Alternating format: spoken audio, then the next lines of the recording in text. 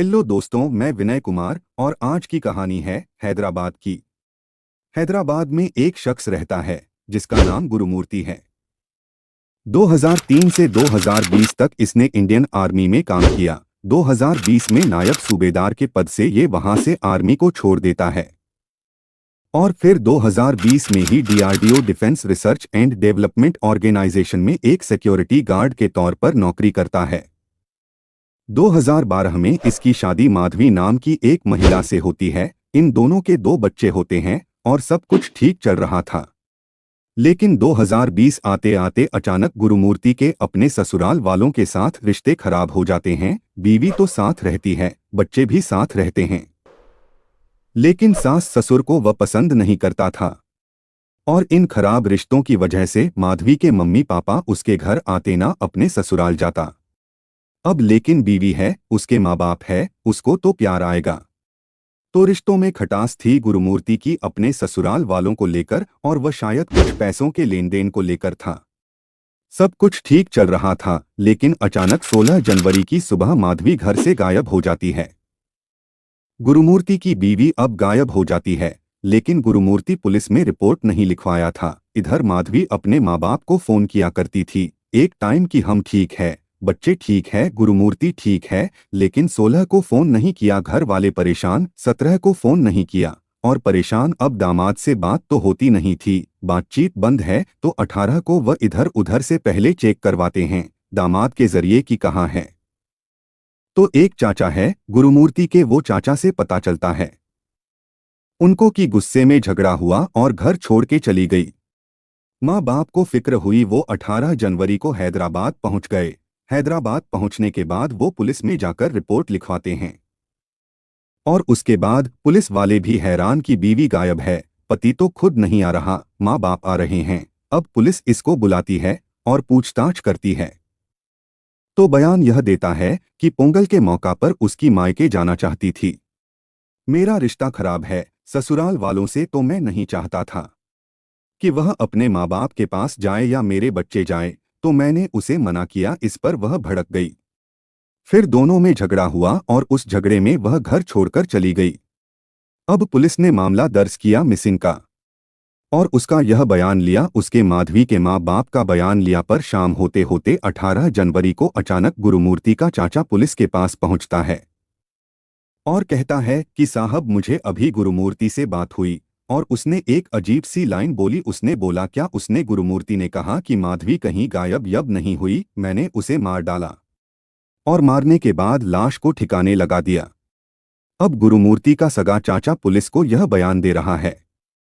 Police ने फौरन गुरुमूर्ति को उठाया और पूछताछ की। उसने कहा, हाँ, मैंने अपने चाचा को यह बताया था और मैंने मार दिया, मुझे गुस्सा था, मैंने मार दिया। तो उसने कहा कि अच्छा, कैसे मारा, क्या मारा? तब उसने पहली कहानी सुनाई। उसने बताया कि 16 जनवरी की सुबह उसने गुस्सा आया, उसने उसका सर दीवार पर दे मारा। मारने के बाद उसे डर लगा, लाश का क्या करूं, तो फिर मैंने बाथरूम में उसके छोटे छोटे टुकड़े किए, उनको कुकर में उबाला और फिर हड्डियों को बर्नर पर जलाया, फिर उनको ग्राइंड किया और सारी चीजों को ले जाकर शाम को या रात को पास की एक लेक है, एक नदी है, घर से 1 किलोमीटर की दूरी पर वहां बहा दिया। अब जब यह कहानी आई तो पुलिस ने तफ्तीश की, लेकिन ना घर से कोई सुराग मिला, ना लेक से कुछ मिला। और अब पुलिस जब मिला नहीं, अब उसकी कहानी या चाचा को उसने बताया तो सिर्फ उसकी कहानी के हिसाब से तो केस दर्ज होगा नहीं, क्योंकि कातिल बेशक है, दोनों सूरत होती है। कहता मैं बेकसूर हूं तो भी पुलिस नहीं मानती और एक कहता है जी मैं नहीं किया तो भी पुलिस नहीं मानती। वजह यह है कि दोनों ही सूरत में सबूत चाहिए। फर्क इतना है, जो बेकसूर कहे उसको खुद साबित करना और जो कहे कि मैंने किया वो पुलिस को साबित करना पड़ता है। अब उसने तो कह दिया, लेकिन अब पुलिस के पास सबूत नहीं। जब सबूत नहीं तो कैसे मर्डर का मुकदमा दर्ज करें, कैसे उसको अरेस्ट करें ऑफिशियल, क्योंकि ऑलरेडी वो डिटेंड है। पुलिस ने कहा चलो यह नहीं बोलेगा, सबूत हम ढूंढते हैं। सबूत ढूंढने में पुलिस लग गई। 18 जनवरी से अब सबूत ढूंढ रही है, घर का कोना कोना छान मार रही है, गोताखोरों को तालाब में उतार दिया, कुछ नहीं मिला। और यह सब कुछ होता रहा, लेकिन ठीक 10 दिन के बाद आखिरकार पुलिस को एक सबूत मिला। वह सबूत जैसे ही हाथ लगा पुलिस पहुंचती है। पुलिस कहती है कि चलो अब तुम्हारे खिलाफ एक सबूत मिल गया है, अब तुम्हें हम ऑफिशियल अरेस्ट कर रहे हैं और माधवी की मिसिंग की कंप्लेंट को मर्डर के केस में तब्दील कर रहे हैं। अब पुलिस ने जब उस सबूत के बारे में बताया तो फिर गुरुमूर्ति को भी लग गया कि अब सच बोलने के अलावा कोई रास्ता है नहीं, क्योंकि सच्चाई पुलिस ने तलाश कर ली है। तो इसी के बाद अब गुरुमूर्ति पहली बार सच बोलता है, और जब सच बोलता है तो फिर पूरी एक दूसरी कहानी सामने आती है। और इस कहानी के साथ ही यह भी सामने आ जाता है कि यह कत्ल अचानक गुस्से में नहीं हुआ, यह सिर्फ पोंगल जाने की वजह से नहीं हुआ, यह एक प्री प्लान मर्डर था। और मर्डर के बाद लाश को कैसे ठिकाने लगाना है, यह भी प्री प्लान था। तो गुरुमूर्ति ने इसके बाद अब ऑफिशियल अरेस्ट होगा। तो कहानी कुछ यूं है। 14 तारीख को पूरे देश में मकर संक्रांति थी, साउथ में से पोंगल के रूप में मनाते हैं, वहां लगभग 4-5 दिनों तक मनाते हैं। तो 14 को ही माधवी ने उससे कहा कि मैं अपने मायके जाना चाहती हूं, अपने दोनों बच्चों को लेकर। गुरुमूर्ति अपने मायके वालों, उसके माधवी के मायके वालों से गुस्सा था। वो मना करता है, वह जिद करती है, तभी वह ठान लेता है 14 जनवरी को ही वो माधवी को रास्ते से हटा देगा, क्योंकि वह उसे मायके भेज नहीं सकता। सोचिए, छोटी सी बात, खुद ना जाए, बीवी बच्चे जा रहे हैं, क्या ऑब्जेक्शन। लेकिन कई बार यही चीजें आगे चलकर बहुत खतरनाक होती है। तब उसने प्लान किया, 14 को सोचा अब क्या करूं। 15 तारीख को उसने हैदराबाद में रहने वाली बहन के घर अपनी बीवी माधवी के साथ गया और दोनों बच्चों को छोड़ दिया, बोला पोंगल है, उनके घर में ये बच्चे हैं, तुम साथ मनाओ। और 15 को अपनी बीवी के साथ अकेला लौटता है। अकेला लौटने के बाद पूरी रात बीवी उसको कह रही है, वो गुस्सा हो रहा है। रात बीत जाती है, सुबह होने का इंतजार करता है। सुबह उठते ही बीवी फिर झगड़ा करती है मायके जाने के नाम पर। इसके बाद वो पहले से प्लान कर चुका था। अचानक अपनी बीवी का सर पकड़ता है, दीवार से कई बार उसके सर को मारता है। चूंकि गुरुमूर्ति कद-काठी से बहुत मजबूत, आर्मी में रह चुका मजबूत आदमी था, हाइट यह सब भी ठीक थी, तो इतने फोर्स के साथ वह सर मारता है कि उसे पता है कि यह मर जाएगी। थोड़ी देर के बाद जब कई बार सर को दीवार से टकराता है और उसे यकीन हो जाता है कि वह मर गई। तब सुबह के 8 बजे थे। इसके बाद अब वो उस जगह के, उस दीवार के खून को साफ करता है, डेड बॉडी को उठाकर बाथरूम में ले जाता है। और लगभग यह सब कुछ 8 बजे हुआ। अब 8 बजे से लेकर अगले पौने घंटे तक वो घर में बैठा रहता है और बाकी चीजों की अब तैयारी करता है। सुबह के अब 10 बजते हैं। 10 बजे वह चाकू लेता है, बाथरूम में जाता है, पानी भरता है बाल्टी में। और एक उसके घर में पेंट का, हर घर में जब पेंट होता तो बड़े बड़े बकेट होते हैं जिसमें आप पेंट लाते हैं। तो एक बड़ा सा पेंट का बकेट था, उस पेंट के बकेट में वह पानी डालता है और जो पानी गर्म करने वाला हीटर होता है, जो इमर्शन रड कहते हैं, जिसे वह इमर्शन रड उसमें डाल देता है। उस बकेट में पानी एकदम गर्म हो जाता है। अब वह बाथरूम में बैठकर लाश के छोटे छोटे टुकड़े करता है। सबसे पहले वह लाश के 4 टुकड़े करता है, दोनों हाथ अलग करता है, दोनों पैर अलग करता है, सर धड़ से अलग करता है। यह सब करने के बाद अब वो लाश के छोटे छोटे टुकड़े करता है। उन टुकड़ों को बारी बारी से वो जाकर उस इमर्शन रड से जो पानी खोल रहा था उसमें डालता जाता है ताकि वह नर्म हो जाए। यह सब करने के बाद जब सारे टुकड़े हो गए तो फिर उसे आया कि अब बोनस का क्या करें। तो स्टोव जलाता है, बड़े वाले बर्नर पर उन्हें रखता है, खिड़कियां खोल देता है, दरवाजे खोल देता है ताकि स्मेल ना जाए। और कुछ परफ्यूम पहले से रखा हुआ था ना, वह भी मारता है। फिर वो जब बुरी तरह से जल जाता है तब उसे ग्राइंड करता है। फिर उसका वो एक तरह से ग्राइंड करने के बाद चूरा हो जाता है। फिर उनको और जो लाश के छोटे टुकड़े थे उनको भी थोड़ा ग्राइंड करता है, जो कुछ बड़े थे, और ले जाकर बाथरूम में फ्लश कर देता है। अब बाकी बचे टुकड़े उनको एक पॉलिथीन में भरता है और पॉलिथीन में भरने के बाद अंधेरा होने का इंतजार करता है। तब तक शाम के 6 बज चुके थे। सुबह 10 बजे से लेकर शाम 6 बजे तक और 8 बजे उसने कत्ल किया, यानी कि 10 घंटे तक वो सिर्फ इन्हीं कामों में लगा रहता है। 10 घंटे तक वह सारी चीजें करने के बाद शाम को 6 बजे अंधेरा हो गया। अब वो एक बहुत बड़ी पॉलिथिन भी नहीं थी, क्योंकि वो ऑलरेडी उबाल चुका था, ग्राइंड कर चुका था। तो लाश नाम की चीज ही नहीं बची थी। अब वो लेकर घर से निकलता है। उसके घर से करीब 1 किलोमीटर की दूरी पर एक लेक, और लेक अच्छा खासा बड़ा है। उसी लेक में ले जाकर उन टुकड़ों को फेंक देता है, और जो बाकी ग्राइंड किया था उसके भी कुछ अंश थे, वो सब फेंक देता है। फेंकने के बाद यह करीब 7 बजे घर लौटता है। 7 बजे घर आने के बाद सबसे पहले यह पूरा बाथरूम साफ करता है। यह फिनाइल और बाकी चीजें लेकर आया था। फिनाइल से पूरे बाथरूम के उसकी दीवारों को, बकेट को, जग को, नल को सब साफ करता है। फिर यह उस पेंट के बकेट को साफ करता है। इसके बाद बर्नर को बाहर निकालता है। वो पूरा स्टोव साफ करता है। फिर उस चाकू को जिससे टुकड़े किए उसे धोता है। फिर पूरे घर को धो डालता है, और वो सारा फिनाइल डालकर एक एक कोना और कई कई बार धोता है। सब धोने के बाद फिर परफ्यूम डालता है, खिड़कियां खोल देता है, और इन सारे कामों में उसे करीब 2 से ढाई घंटे लगे। इसके बाद 9:30 के आसपास वो घर से निकलता है, अपनी बहन के घर जाता है। दोनों बच्चों को लाता है और घर लौटते हैं, उसी घर में जिस घर में उन दोनों बच्चों की मां का सुबह उसने कत्ल किया। और अगले 10 घंटे तक उसकी मां के टुकड़ों के साथ ये दरिंदगी की। अब बच्चे जब घर आते हैं तो पूछते हैं मां कहाँ है। वो बताता है कि मां अपनी एक दोस्त के पास गई है, पोंगल का त्योहार में उसने बुलाया है, 2-4 दिन में आ जाएगी। बच्चे भी मासूम, उन्हें लगा बाप सही कह रहा है। इसके बाद वो उन बच्चों को सुला देता है। खाना वो अपनी उसकी बहन के घर से खाकर आए थे, और फिर यह भी आराम से सो जाता है। कोई फिक्र नहीं, कुछ नहीं, जैसे कुछ हुआ ही नहीं। नेक्स्ट डे उठता है, फिर बच्चों को नॉर्मल उठाता है, उनको बाथरूम भेजता है, उनके लिए ब्रेकफास्ट बनाता है, उनको खाना खिलाता है। यानी अब 17 जनवरी की तारीख पूरा दिन नॉर्मल निकाल देता है। बच्चे भी अब इस यकीन के साथ है कि माँ 2-4 दिन बाद लौटेगी। फिर 18 जनवरी की तारीख आती है। तब भी बच्चे नॉर्मल वो घर में, लेकिन उधर वहां से कई किलोमीटर दूर माधवी के माँ बाप फिक्रमंद थे, क्योंकि माधवी का रूटीन था कि वो एक बार कॉल जरूर करती थी।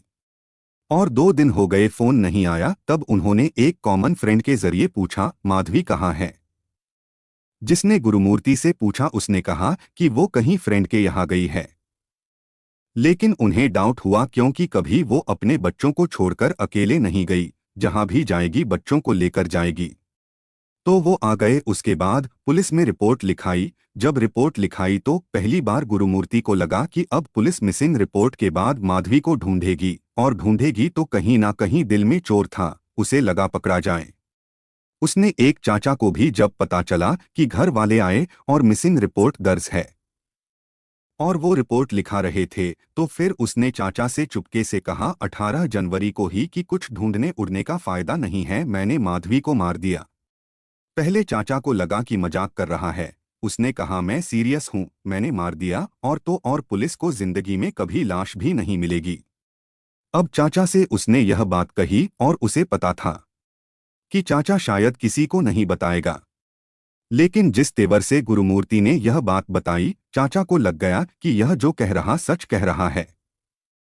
अब चाचा को यह लगा वो भी एक कानून के मतलब हो ना हो कि कल को यह भेद खुलता और गुरुमूर्ति पुलिस को बताए कि मैंने तो चाचा को पहले ही बता दिया था, तो चाचा भी अंदर जाएंगे, क्योंकि आप जुर्म में फिर बराबर के शरीक हो जाएंगे। 120 साजिश के तहत आप भी उसमें शामिल माने जाएंगे। तो चाचा डर गए कि अगर यह सच कह रहा है और मैंने यह बात छुपा ली तो पुलिस कल को मुझे भी उठा सकती है, और अगर झूठ कह रहा है तो भी पुलिस को बताना मेरा फर्ज है, ताकि पुलिस केस की जांच करे। इसी के बाद चाचा सीधे पुलिस स्टेशन पहुंच जाते हैं और जाकर कहते हैं कि मेरे से उसने थोड़ी देर पहले यह कहा है कि माधवी कहीं गुम नहीं है, बल्कि उसने उसे मार दिया, और उसकी लाश कभी पुलिस के हाथ भी नहीं लगेगी।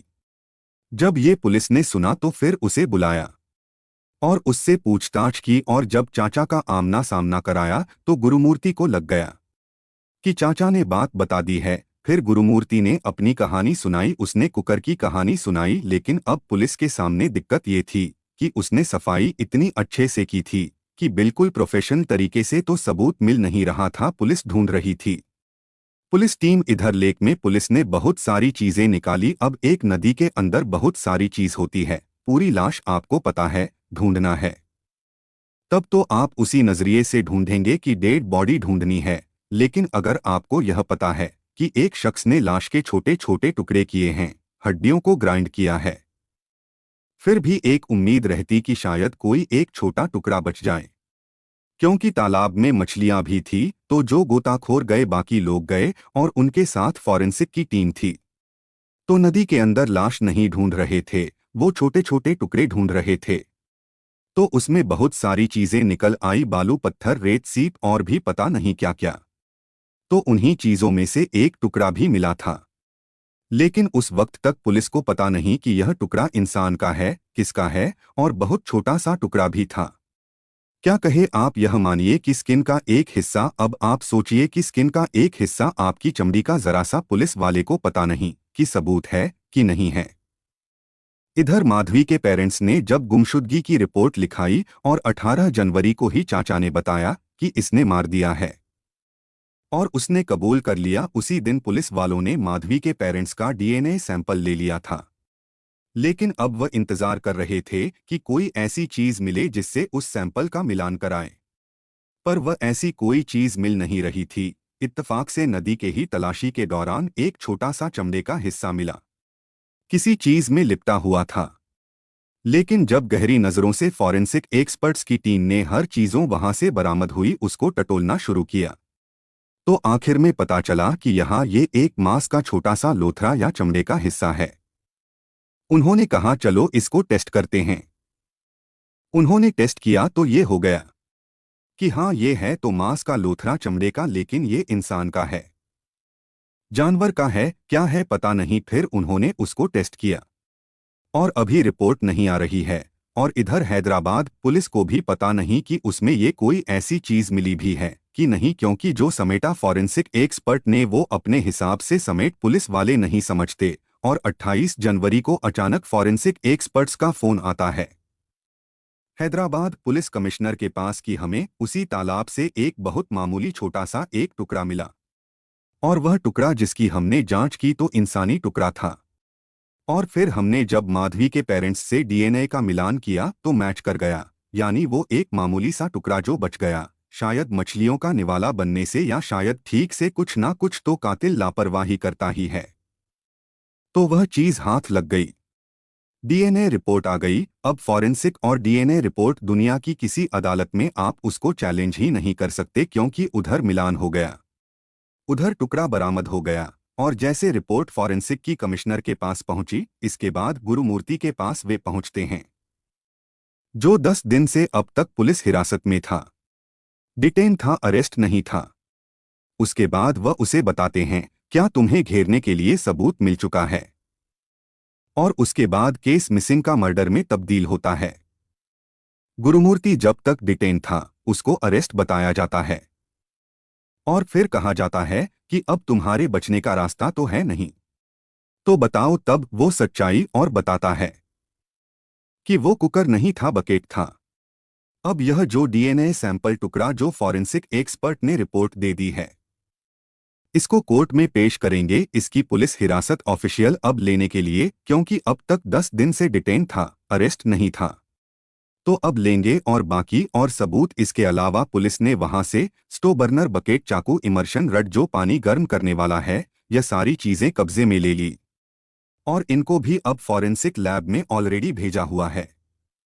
तो वो भी रिपोर्ट आ जाएगी और इस तरीके से यह केस एक छोटे से टुकड़े ने खोल दिया।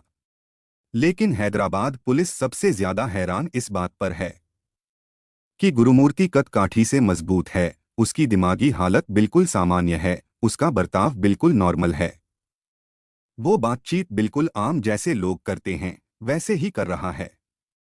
जब पुलिस उससे उस कत्ल की कहानी सुनती है, पूछती है, ताकि कोई ना कोई कई कई बार पुलिस पूछती है, तो ऐसे इस कहानी को सुनाता है अपनी बीवी के कत्ल को लेकर कि कैसे कत्ल किया, कैसे टुकड़े किए, कैसे गर्म पानी में उबाला, कैसे ग्राइंड किया, जैसे कोई एक आम इंसान कोई आम कहानी सुना रहा हो। जैसे मैं आपको कोई कहानी सुना रहा, उसके चेहरे पर कोई शिकन नहीं, कोई अफसोस नहीं। और सबसे बड़ी बात यह कि पुलिस ने उसे जब पूछा कई बार कि सब तो हो गया, तुम्हें कुछ अफसोस है, उसका चेहरा देखकर नहीं लग रहा था कि कोई अफसोस हो। खुद कमिश्नर की लाइव रिकॉर्ड पर कैमरे पर कि गुरुमूर्ति को अपने किए पर क्या रत्ती भर भी अफसोस नहीं है। उसे जरा भी अफसोस नहीं है कि उसने अपनी बीवी का अपने हाथों से कत्ल किया। उसे जरा भी इस बात की फिक्र नहीं है, अफसोस नहीं है कि कत्ल करने के बाद उसने लाश के साथ क्या किया। इस दुनिया में ऐसे भी कई लोग होते हैं, और ऐसे लोगों को मेरा मानना है जिन्हें परवाह तक नहीं, जिन्हें फिक्र नहीं, जिनके इमोशन, जिनकी सारी चीजें मर जाती है। वैसे भी जो कत्ल करता है फिर वो इंसान की कैटेगरी में नहीं रहता, क्योंकि अपने जैसे किसी इंसान की जान लेना आम इंसान की बात हो ही नहीं सकती।